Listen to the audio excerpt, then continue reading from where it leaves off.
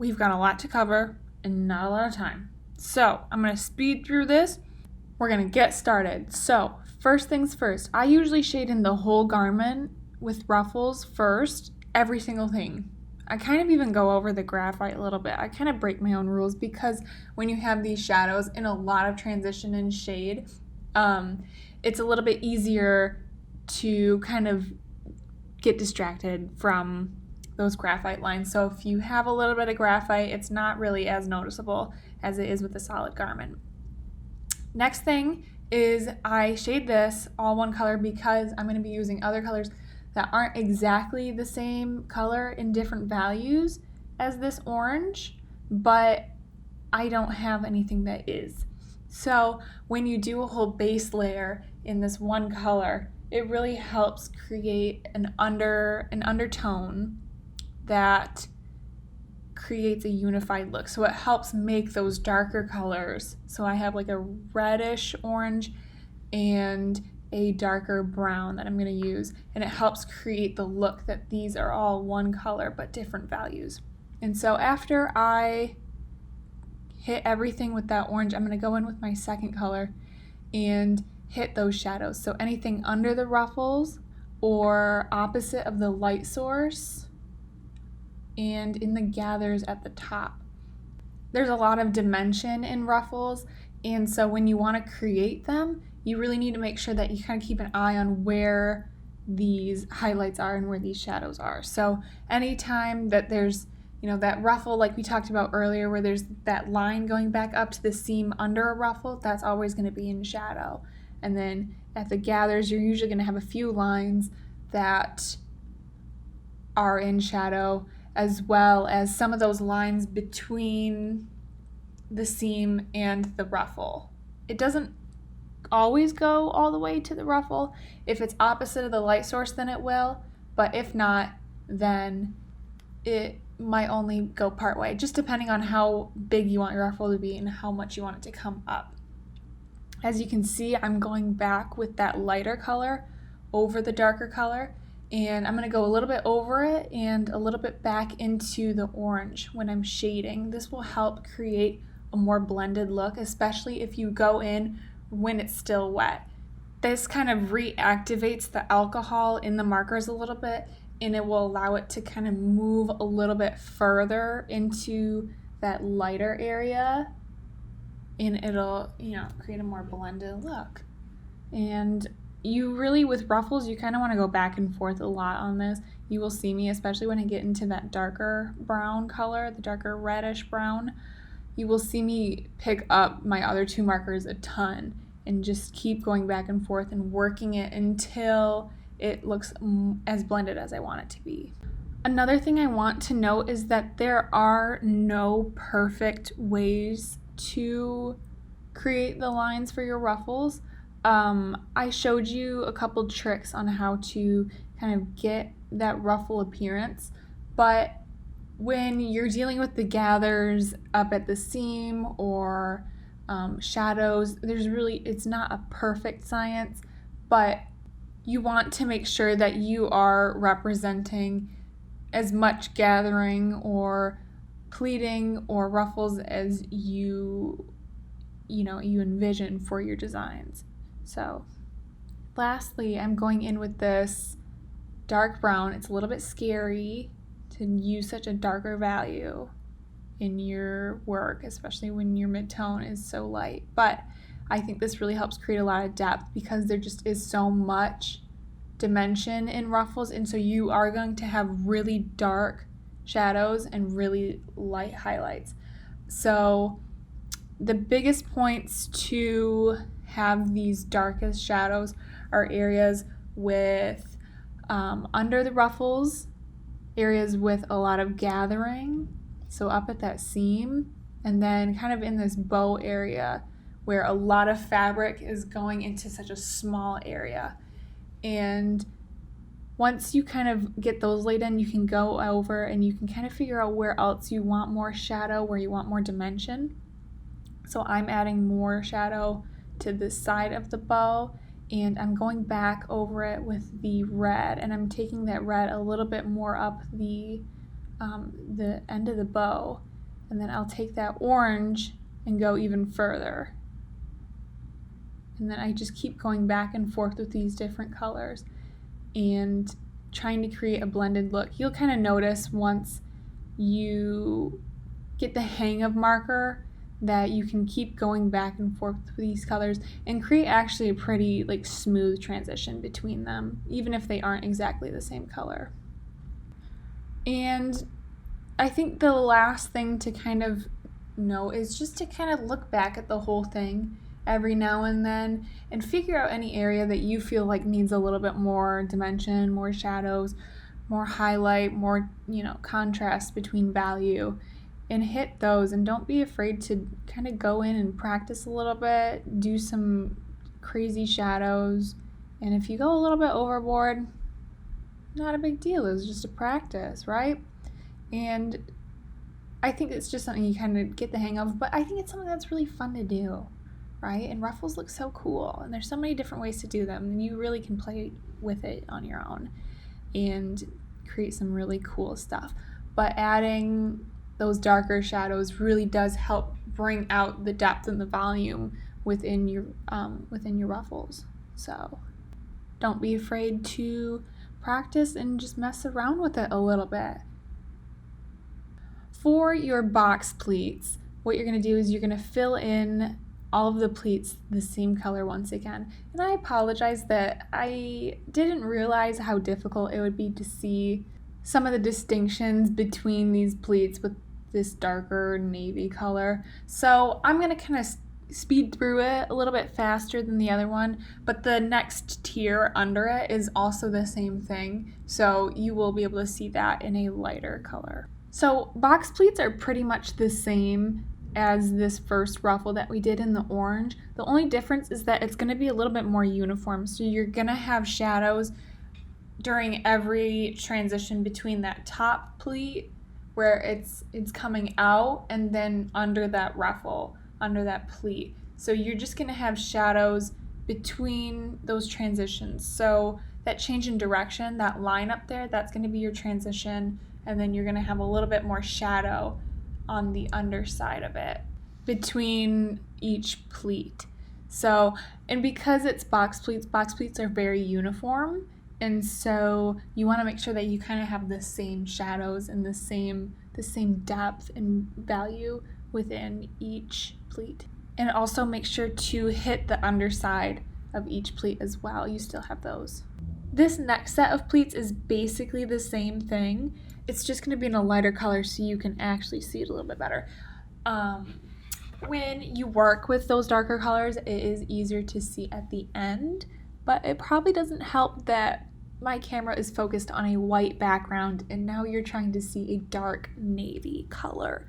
That was probably a mistake on my part that I did not really think of, but I'm just saying this as I fill in this whole thing again. It's the same thing for all these pleats on a basic garment.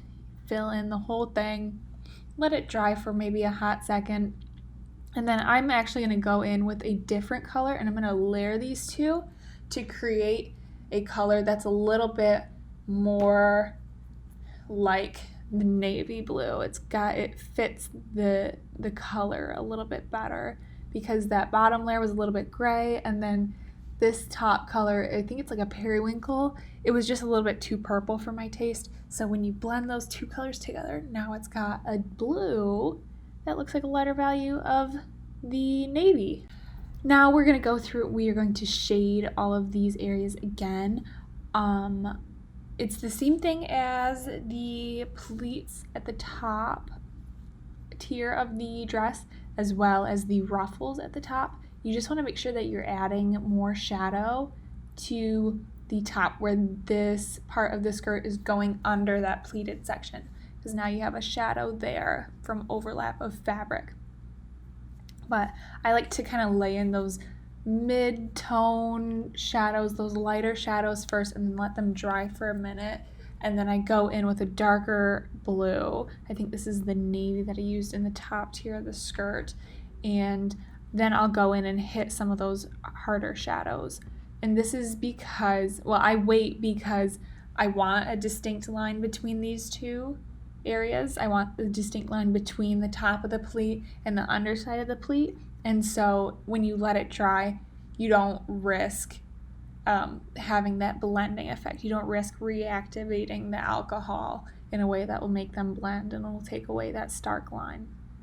Now I'm going in with the navy. Actually, the last one was, I think it was that gray again. And once you have those two layers of the gray, or the layer of the gray and the periwinkle, you don't really need to go over and do this same thing again for the rest of them. You know what I'm saying? Like I don't need to do a layer of gray and then a layer of periwinkle for any shadows that I add, because you already have this base layer, this uniform kind of undertone to your dress. So you can just pick one color. I usually pick the color with the darker value that I want to fit into my shadows. And so I kind of do the same thing that I did with that top. I'll really go back and forth with my markers to create that blended look and to really create a little bit more depth than I normally would in my garments to help depict those volumes created by Ruffles. And if you do a good job at it, it'll look so voluminous and it'll just be, it's just so good. I love it. It's great. And you can kind of, with box pleats, like I said, it's a little bit more uniform, so you have a little bit less freedom than you would with like something like the top, right?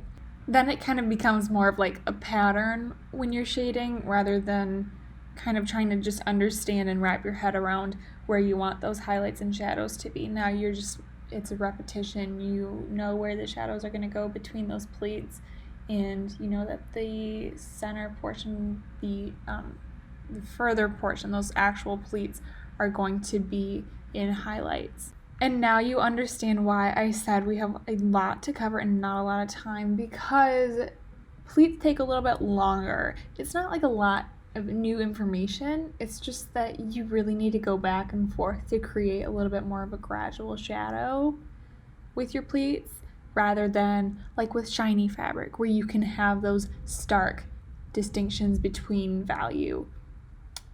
Pleats are just a little bit different. You need to work in smaller areas, and you need to work in a little bit, you need to go back and forth a little bit, especially if you don't have the same color in multiple values. So we're just going to sit tight. So the clip's already up to 250% speed, so I can't really go much faster before it starts skipping frames. But last thing I did was add shadows under the where the second layer goes under that first layer. There's going to be a shadow there because of overlap of fabric. And now we're getting started on pleats, small little accordion pleats. So what I do is I take my tapered end and I just make some like kind of rough lines all the way down, and I don't really worry about perfect edges. Especially at the end, I kind of want some of that white to show through, and then a little bit more opaque at the top. And I'll do this the whole way down.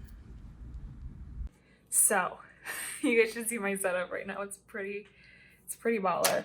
Okay, so thank you to the fire department that is driving around town with their sirens on. So, for this pleat, we are going to do some little lines downwards, right? So imagine we've got like a little like pleated moment up here, right? Okay. You're gonna take these lines all the way down. And you're gonna have a little bit of a darker line where the shadow is. And you're gonna fill it all the way to the bottom. And it's okay to even go a little bit over, because you've got these accordion pleats and they're not perfect. Okay, are you following me? I really hope the camera doesn't cut out on me again. Okay, we're here. Now what we're gonna do is we are going to just kind of make just a few more lines with the very end of our marker. And this is really gonna help create that accordion effect because now you have these little sharp, small shadows. And notice how I'm kind of going from this top area and I'm going outward a little bit, right? You want this volume to be created. Your shadows are gonna be darker up here. And then as you go down, it's gonna turn into lighter areas. Now, what we're gonna do is we're gonna use the periwinkle, just the very tip again, and drag it, and then you're gonna kind of like swipe down really fast so that the marker kind of picks up at the end and you get that tapered edge to it. And then you can do a few where it goes all the way down, and you can listen to the garbage truck outside my window while you do that.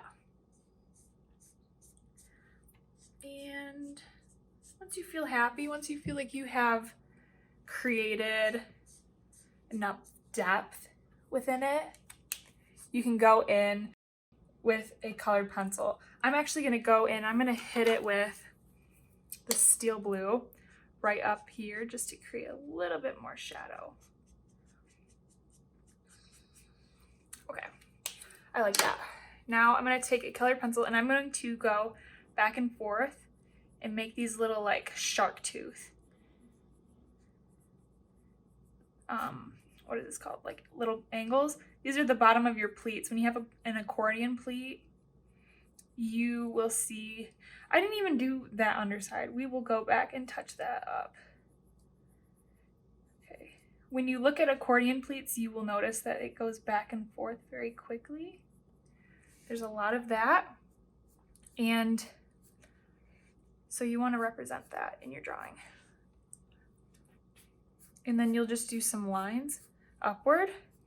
And you're going to have a few more lines going downward because your pleats are a little bit more defined there. Your pleats are a little bit more spread out down here. The pleats are a little bit more closely connected. They're a little bit more, they're a little bit tighter up there. And then you can keep going. I think I went a little bit darker on that side. So you can keep going and you can like press a little bit harder if you want up here. Just make sure you are happy with your marker before you go into the color pencil because it is a little bit more difficult to color over that. As I contradict myself, I'm gonna go back over here. The underside of the pleat, it's gonna be pretty light because the top side is so light, but you will have a little bit of that shadow under there. And I think that's good. I re-recorded and then it cut out this one too, so I love that for me. We are going to do the tulle now. Just a quick little demo, so I'm gonna pretend that the pleats are here. So these are our pleats, our accordion pleats. We did a really good job of rendering that. Okay. Now, and then once you have your tulle sketched in, your tulle is just gonna have like a gentle little line back and forth. I take the chisel tip of my marker, right? And you're just gonna pull down and you're just gonna kind of let it pick itself up at the end. Whoa, can you get that out of the way? Oh, wrong color. Nope, just kidding. This is the right color. Just got scared. When I put my marker down, I just pull it down really fast and kind of pick up the marker as I move down. And then kind of at the end, you can do some of these big strokes downwards. And tulle is very transparent, so towards the end where it's kind of spread out, you're not gonna see too much of it. And then you're just gonna kind of, I already did a pencil line, so that's not really a huge deal, but I'm just gonna take some of these lines up here and then maybe a few going downwards I did a couple different colors over here for my color pencil, but you don't have to. I'm actually only going to do one for this.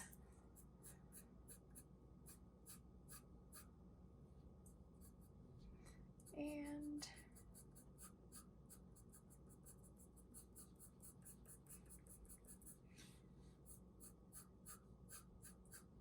I'm going to take some of these markers or some of these lines downward.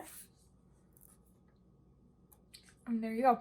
With your Tulle line, you can have it a little bit more jagged because Tulle isn't always a super definite line. And then you can do it like that. You can also erase a little bit of it and go from there. But that's basically Tulle. It's very similar to your accordion pleat. It's just the hem is a little bit different. And you have more lines over here. So if you can do one, you can probably do the other. And you also don't need these lines. If you don't want to, you don't have to have the lines. You can also do something like this where you go downwards and you have like a little, you just kind of go, you use the end, use the side of your chisel tip a little bit more, and you kind of scrape it back and forth if you want that hemline. And then you can go in. Okay, well the garbage truck is really gonna make an appearance today. I'm sorry. And then you can go in and you can hit more of these shadows up here. It is very similar to the accordion pleats, but that's your Tulle demo as well. This is what it's gonna look like when it's done, or this is what it did look like when it's done. Can you guys see that a little bit better now? Yeah.